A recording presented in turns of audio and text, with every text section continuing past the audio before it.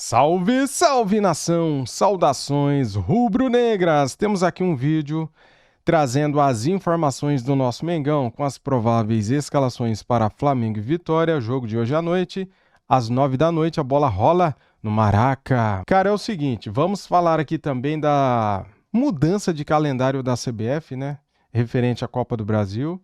O Flamengo não gostou dessa mudança e eu vou trazer tudo o que você precisa saber sobre esse assunto. Por que o Flamengo não gostou? O Flamengo foi prejudicado por quê? Eu vou explicar. E vamos falar aqui de Flamengo e Vitória neste vídeo agora. Deixa o like, se inscreva, seja bem-vindo e ative o sininho. Quero dar os créditos para o canal ESPN, link na descrição como créditos. E sem perder tempo, né? Vamos lá. A gente tem um confronto rubro-negro no Maracanã. Flamengo e Vitória. Vamos ouvir Saul e Arrascaeta falando sobre essa fase do Flamengo com mais um jogo hoje. Convocar a nação para segunda-feira, mais uma final do Brasileirão. A gente precisa do apoio do torcedor. Sabemos que vai ser um jogo difícil. Por mais que seja dentro de casa, a gente tem que continuar focado para enfrentar como mais uma final. Así que conto con el apoyo de todos vocês. Y partido muy importante, partido que sabemos que va a ser muy difícil. De verdad que venimos en una dinámica muy positiva, pero siempre que vienen las cosas bien, siempre viene un susto, ¿no? Entonces tenemos que estar atentos, saber que va a ser un partido muy difícil y que necesitamos a toda nuestra gente, a toda nuestra torcida para el partido del lunes, que va a ser muy difícil y tenemos que estar todos juntos. Top. Ah, esse sotaque eu me lembro das séries espanholas que eu adoro assistir. Ah, é? Espanhola. Uma delícia. Eu adoro também. Provável Flamengo do técnico Felipe Luiz com Rossi, Varela, Léo Ortiz, Léo Pereira e Alexandro. Sempre com boas opções para o professor, como o Emerson Royal, Danilo, o Luiz Araújo ali na frente. Esses parênteses são quase tão atraentes quanto os nomes que estão no campinho. Exatamente, professor. Saul, Jorginho, olha quanta qualidade no meio-campo também, Arrascaeta. E no ataque com Plata, Samuel Lino, velocidade também, rabiscando pelo lado esquerdo. E o Pedro. O Evair dos tempos modernos. Segundo o professor Felipe Luiz, 30 gols por temporada. E ele mentiu? Não. Se deixar, o homem faz mesmo. Galera, eu vou falar aqui a escalação por causa da música de fundo. Ó, Lucas Arcanjo, Edu ou Lucas Braga, Lucas Halter, Zé Marcos, Ramon, Ricardo Hiller, Ronald, Cantalapiedra ou PP, Eric, Osvaldo ou Renato Kaiser. Essa é a provável escalação do Vitória. Vamos lá. Não é? Exatamente. E o Kaiser aguardando gols importantes. Pedro pode fazer gols, o Renato Kaiser também pode. Vem de 2 contra o Juventude. Não é verdade? Mari Pereira, o que dizer desse Flamengo e Vitória, além do que o Flamengo é muito favorito? Dito tudo isso, né? Tudo que o Vitória pode fazer, porém, do outro lado tem o Flamengo. O Flamengo, não tem nem como a gente falar nesse momento de que ele está vivendo o seu melhor com o Felipe Luiz, enfim, porque a gente já teve vários, né, Flamengos com o próprio Felipe Luiz, mas que de fato chama muita atenção o impacto quase que imediato dos reforços. O Saul, que vem de uma partida espetacular de Libertadores contra o Internacional no jogo da volta. O Samuel Lino, como já se apresenta como a solução para aquele lado esquerdo, em que o Cebolinha, né, não conseguiu de fato voltar a ter um bom desempenho, um bom rendimento, e aí você permite com que Luiz Araújo volte para o lado direito, onde ele costuma desempenhar melhor, o momento do Arrascaeta, e aí mesmo que mexa na defesa, nos laterais, no meio de campo, o Flamengo é de fato muito favorito, assim, se apresenta como um possível campeão do Campeonato Brasileiro de uma forma muito consistente.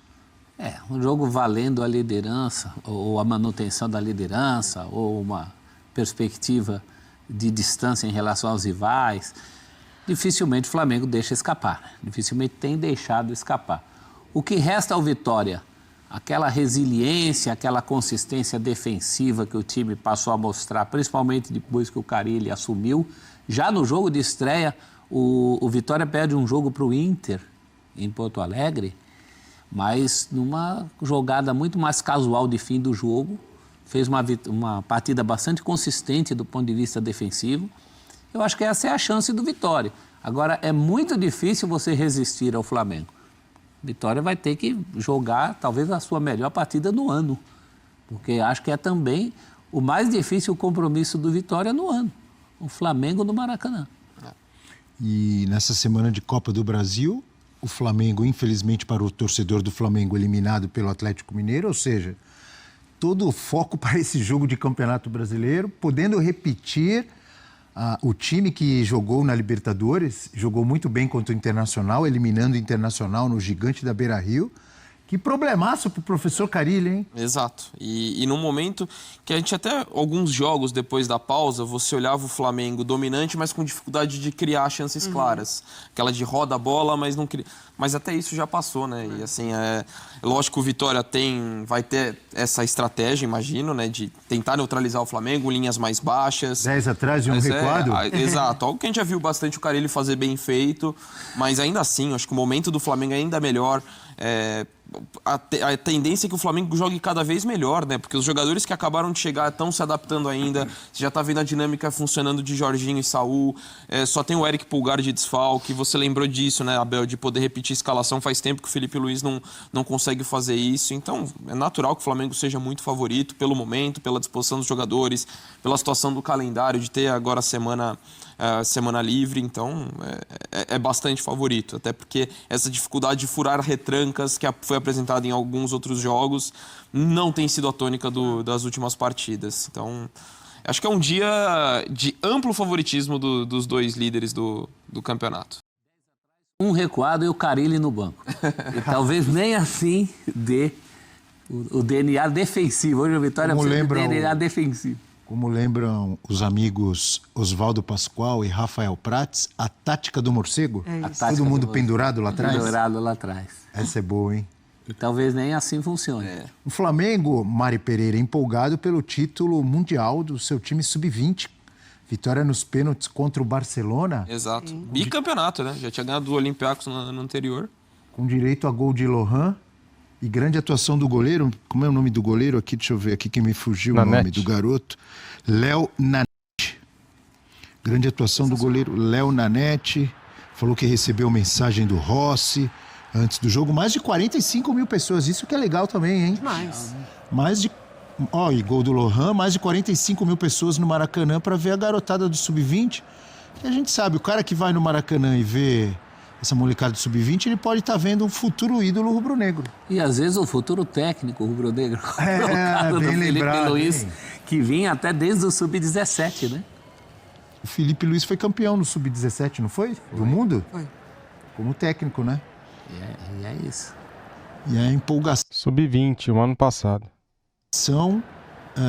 Do torcedor na base, no profissional. Olha lá, parece o jogo do profissional.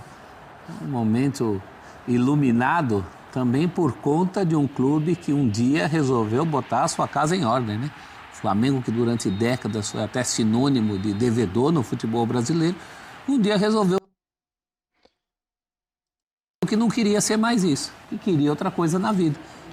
Tá certo, teve uma fase, o torcedor cobrava muito, mas agora está colhendo os frutos do que plantou. O futebol brasileiro nunca pensa em plantar. Ele só pensa em colher. O Flamengo está colhendo o que um dia plantou. E por falar em ex-lateral técnico, né, o Barcelona, que é dirigido pelo Belletti. O Barcelona, equipe sub-20. O histórico Belletti. Autor de gol de Champions. Final de Champions, né? Muito bem, vamos falar do Palmeiras. Hoje tem Palmeiras e... Infelizmente, galera, eu tive que congelar a imagem de fundo para vocês porque a Confederação Sul-Americana de Futebol ela tirou a monetização do vídeo lá do outro canal, né? Ela bloqueou o vídeo. Então eu tive que congelar aqui, cara, deixar só o áudio mesmo do que eles falaram aí sobre o bicampeonato do nosso Flamengo Sub-20. Bicampeão mundial, hein? Topzera, né? Bem, temos aqui, cara, dois assuntos para falarmos. As prováveis escalações, arbitragem e também sobre o que a CBF fez com o nosso Flamengo, né? O Flamengo se sente prejudicado com a mudança do calendário feita pela CBF, entenda.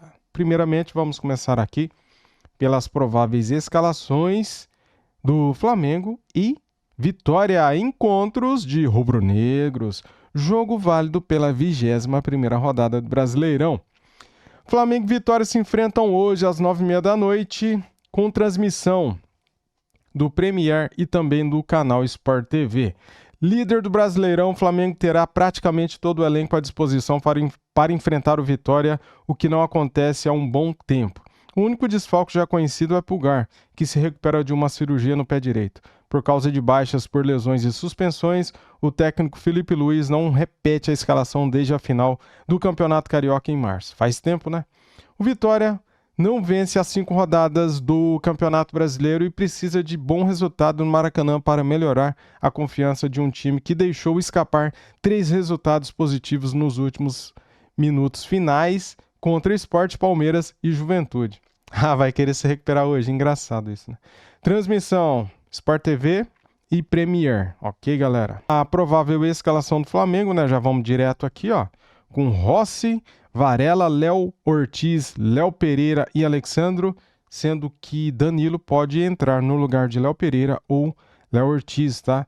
Os dois vêm jogando jogos após jogos e, de repente, Felipe Luiz pode pensar em poupar Léo Pereira ou Léo Ortiz. No meio-campo, Saul, Jorginho e Arrascaeta, Plata, Samuel Lino e Pedro fecham o ataque. Desfalque só o Eric Pulgar. Pendurados, Léo Ortiz, Léo Pereira e Alan Pulgar também. O técnico Fábio Carille conta com retornos de 2 jogadores que cumpriram suspensão. O zagueiro Zé Marcos e o volante Ronald, mas perdeu o defensor Neres pelo mesmo motivo. O departamento médico continua cheio, mas o volante William Oliveira está recuperado de lesão no joelho e fica à disposição do treinador rubro-negro. A provável escalação do Vitória tem Lucas Arcanjo, Edu, tem o Lucas Halter, Zé Marcos, Ramon, o Ricardo Hiller, Ronald Lopes, Canta La Piedra, puxa vida, Eric, Osvaldo e Renato Kaiser. Desfalques, Neres, desfalque não importa. Pendurados também não importa. Arbitragem, galera, árbitro Felipe Fernandes de Lima. Não é árbitro FIFA, né? Dá até medo, dá calafrios, árbitro de Minas. Assistente, Felipe Alan Costa de Oliveira de Minas. Assistente 2, todos de Minas, tá? Leonardo Henrique Pereira.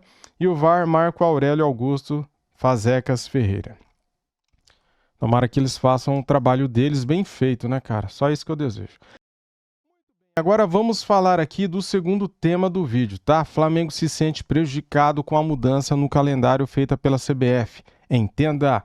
Rubro-Negro contava com as datas livres da Copa do Brasil para melhor preparação durante o Campeonato Brasileiro.